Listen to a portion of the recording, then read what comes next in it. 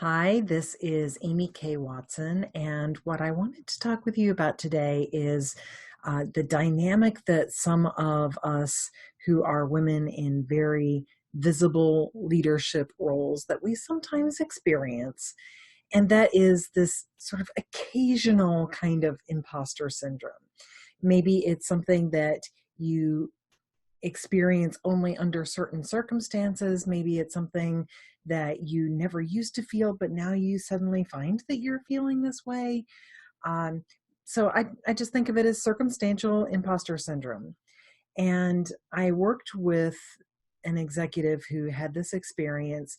She was basically the CEO for her organization. And she came to me feeling a lot of confusion because she had been extremely successful. Ordinarily, she felt really good about herself. She knew who she was and what she had to bring. And she had been doing what we as women are often encouraged now to do, which is reach back and lift up those women who are coming, who are developing, who are stepping into leadership, who are emerging, and mentor them, help them out, lift them up. And I'm completely behind this. Don't get me wrong. I believe it's what we do need to do. And yet what she was experiencing was that she had done this. She was working to develop this young woman, a young executive. And as this younger woman was stepping into her gifts and really bringing her strengths to the role, my client then started to compare her insides to that young woman's outsides, the way she felt about herself to how that young woman was showing up and living into her gifts. And she was starting to doubt herself.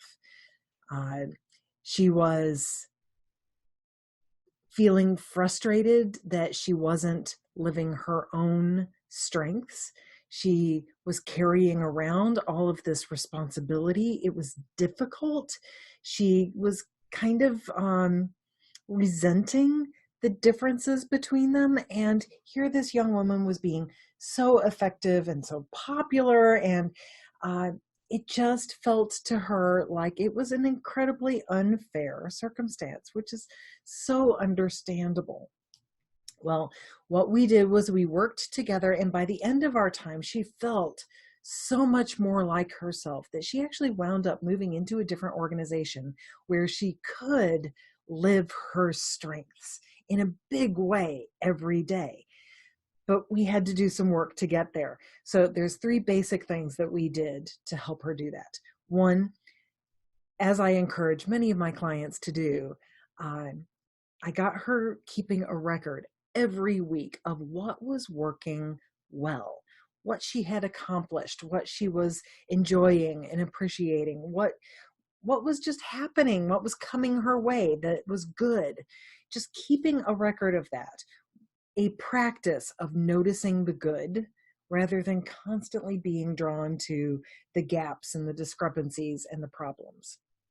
The second main strategy was for her to look for and very intentionally create opportunities for her to live into her gifts, to use her strengths, to show up as the person that she knew herself to be, but hadn't really been doing because she was so wrapped up in all of these responsibilities.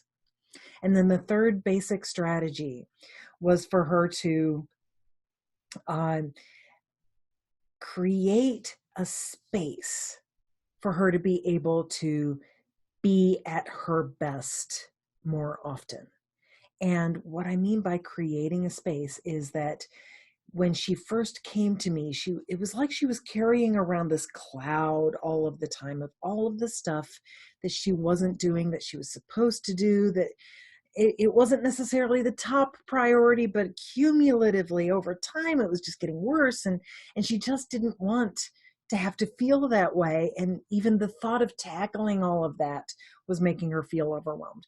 So what she did was created a daily routine so that she could start taking care of and resolving all of those things instead of just carrying them around as this kind of cloud of guilt and ugh. That was important, but I'll tell you, she really bristled at first at the idea of creating a routine. I mean, she's a creative person. Creative people don't do routine. That's too locked in, that's too rigid. But what she found was that by getting herself to do it, even though it was uncomfortable at first, she eventually was creating all of this really free space where she was no longer worried. She was no longer carrying around that cloud. She could just relax. And it was in that relaxation that she started to be able to really express what was bubbling up and flowing through her, something that she couldn't do when she was just lugging around that cloud all of the time. So I'd love to hear what has worked for you, what feels like your everyday life. And the way I invite you to do that is to go to careerleadershipalignment.com, sign up for the free gift that's there, and just start the conversation. Let's begin to get to know each other, or get to know each other even better. And I look forward to hearing from you. All right. Thanks for watching. Bye.